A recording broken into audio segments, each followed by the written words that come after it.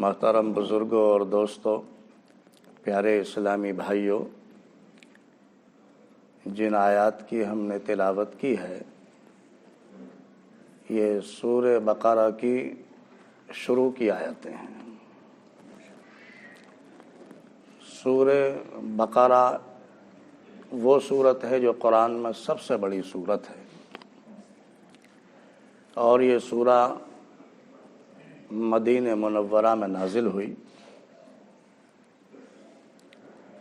اس سورہ میں 286 آیتیں، 40 رکوع اور 6121 کلمے اور 25500 حرف ہیں تفسیر خازن کے مطابق۔ بڑی فضیلت ہے اس سورہ کی۔ بہقی نے سعید بن حضرت عمر رضی اللہ تعالی عنہ سے روایت کی ہے کہ اللہ کے پیارے محبوب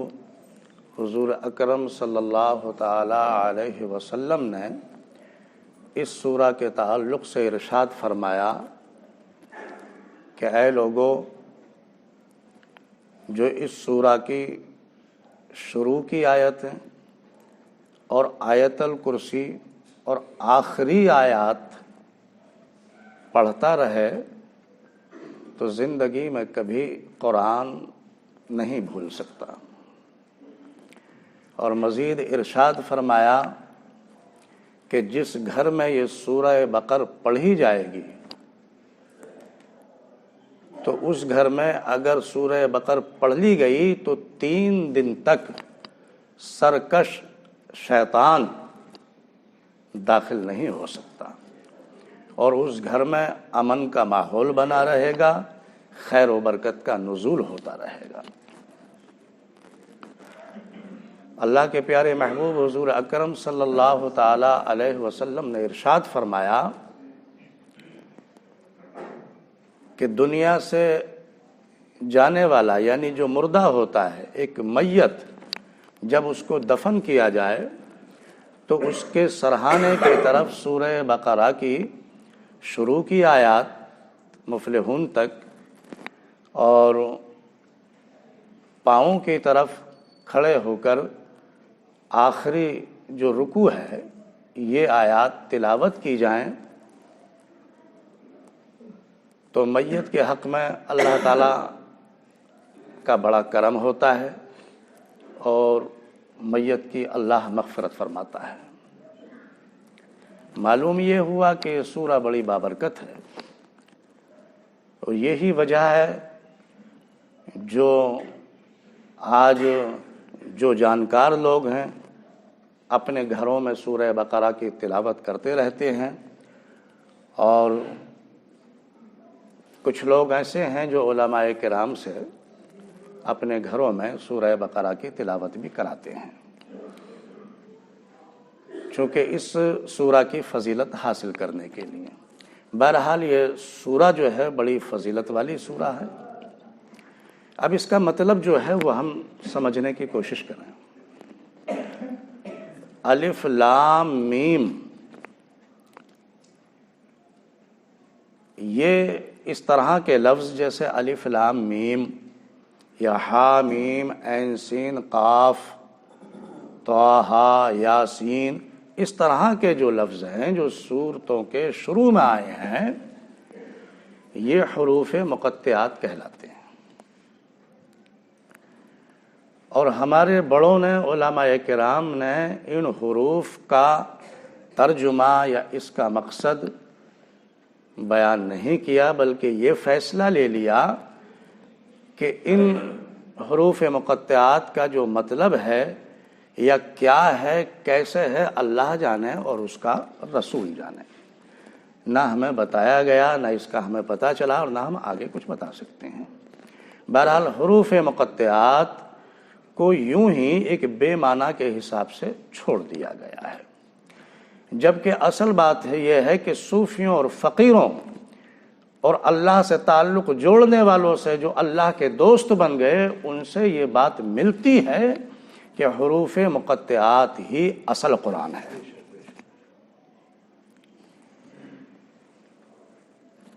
جب اللہ نے اپنے پیارے محبوب پر یہ قرآن نازل کیا، الف لام میم محبوب نے محبوب کو دیا، یہ قرآن نازل ہوا اور آپ نے لوگوں کو بتایا، تو چونکہ کوئی نبی بھی آسمان پر سے تو آتا نہیں ہے، ہم میں سے ہی ہوتا ہے، لوگوں نے اس بات پر یقین نہیں کیا اور انکار کیا۔ پھر اللہ نے اپنے نورانی مخلوق فرشتوں کے سردار حضرت جبریل امی سے تصدیق کروائی اور کہا گیا کہ ذالک الکتاب لا ریب فیہ، یہ وہ کتاب ہے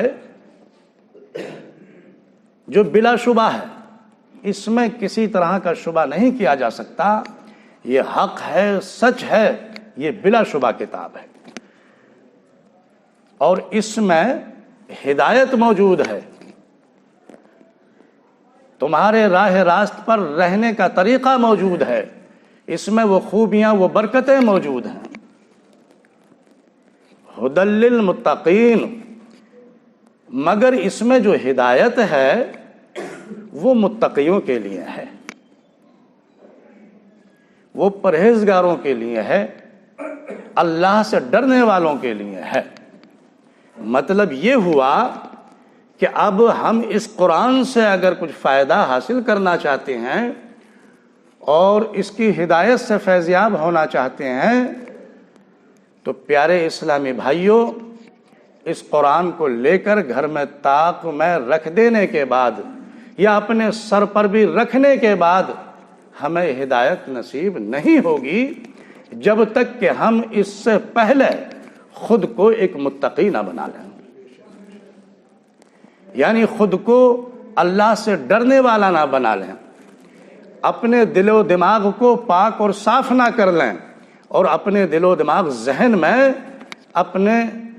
مالک حقیقی کو نہ بسا لیں، یعنی خدا کو جب تک اپنے دل و دماغ میں موجود نہ کر لیں اور اس سے ڈرنے والے نہ بن جائیں، جب تک قرآن کی ہدایت ہمیں نصیب نہیں ہوگی۔ ھدی للمتقین، یعنی اس کی جو ہدایت ہے وہ متقیوں کے لیے ہے، پرہیزگاروں کے لیے ہے۔ اور پھر آگے کہا گیا الذین یؤمنون بالغیب، جو ایمان رکھتے ہیں بغیر دیکھے غیب پر، جو اس بات کا بھی انکار نہیں کرتے کہ جی خدا تو نظر نہیں آتا، ہم کیوں مانیں۔ اللہ کے پیارے محبوب نے ساری کائنات میں اللہ کے بعد جو افضل ہستی ہے اس نے ہمیں بتایا کہ خدا ایک ہے، اور انہوں نے مان لیا کہ خدا ایک ہے، اور آپ سے الجھے نہیں کہ دکھاؤ وہ خدا کہاں ہے۔ جنہوں نے بغیر دیکھے مان لیا، ایمان لے آئے، الذین یؤمنون بالغیب ویقیمون الصلاۃ، اور نماز قائم کی، نماز کو قائم رکھتے ہیں اپنی زندگی میں۔ اب ہم ذرا اپنی طرف بھی غور کرتے چلیں، کیا ہم قرآن کے مطابق کھرے اترتے ہیں؟ جو ہم دیندار کہلا رہے ہیں، کیا ہمارا کچھ اس سے تال میل بنتا ہے؟ ہم اس حقیقت سے بھی دور ہیں کہ اس قرآن کی ہدایت ہمیں کیسے نصیب ہو؟ ہم ان حالات سے بھی دور ہیں کہ نمازوں کو بھی قائم نہیں رکھتے اور نمازوں سے بھی بے پرواہ ہیں، کوئی فکر نہیں کرتے۔ آگے کہا گیا وَمِمَّا رَزَقْنَاهُمْ يُنْفِقُونَ، اور اللہ نے جو تمہیں رزق دیا ہے، جو تمہیں روزی دی ہے، تم اپنی ضرورت پوری کرنے کے ساتھ ساتھ اس مال میں سے، اس رزق میں سے، اس روزی میں سے اللہ کے لیے بھی خرچ کرو۔ تو پیارے اسلامی بھائیوں، ہمیں اگر اپنی زندگی کو کامیاب بنانا ہے اور اپنی آخرت کو کامیاب بنانا ہے تو حالات کو سمجھنا ہوگا اور یہ ماننا ہوگا کہ جو کچھ ہمارے پاس مال و متاع ہے یہ سب کچھ اللہ کا دیا ہوا ہے، ہماری محنتوں سے نہیں ہے۔ ہم اس بھول میں نہ رہیں کہ ہم محنت کرتے ہیں تو ہمیں ملتا ہے۔ اگر محنت ہی کی بات ہے تو دیکھو ایک مزدور کو، ساری زندگی بیچارہ محنت کرتے کرتے وقت گزار دیتا ہے، لیکن پھر بھی وہ مزدور کا مزدور ہی بنا رہتا ہے۔ اور دیکھو اللہ کی عطا کو کہ محنت کا ایک بہانہ ہوا اور اللہ اتنا نواز دیتا ہے کہ وہ خرچ کرتے کرتے نہیں تھکتا، اور اس پہ اللہ کی یہ دولت دی ہوئی کم بھی نہیں ہوتی۔ تو اگر محنت ہی کے اوپر دار و مدار ہوتا تو اس مزدور کو زیادہ ملنی چاہیے تھی، اور جس نے بہت کم محنت کی اس کو کم ملنی چاہیے تھی۔ پیارے اسلامی بھائیوں، یہ ایک محنت کرنا اور دوڑ دھوپ کرنا یہ سب ایک جو ہے ایک ذریعہ ہے اور اصول ہے، اس کو تو ہمیں اپنانا ہے ہی، یہ ضرور اپنانا ہوگا، لیکن ہم اس پر یہ یقین نہ رکھیں کہ یہ ہماری محنت سے ہی سب کچھ ہوتا ہے۔ یقین اس بات پر ہونا چاہیے کہ اللہ دیتا ہے تو ہمیں ملتا ہے، اور جو کچھ عطا فرماتا ہے وہ اللہ ہی عطا فرماتا ہے۔ تو جب اس بات کا ہمیں یقین بن جائے گا اور ہمارا ایمان اس بات پر ہوگا کہ جو کچھ دیا ہے یا ہمیں جو کچھ ملا ہے وہ اللہ ہی نے دیا ہے، تو پیارے اسلامی بھائیوں، ہمیں یہ بھی ماننا ہوگا کہ اللہ فرماتا ہے کہ ہم نے جو تمہیں رزق دیا ہے، تمہیں روزی دی ہے، تم اپنی ضرورتیں پوری کر رہے ہو، تو میری راہ میں بھی اس مال کو خرچ کرو۔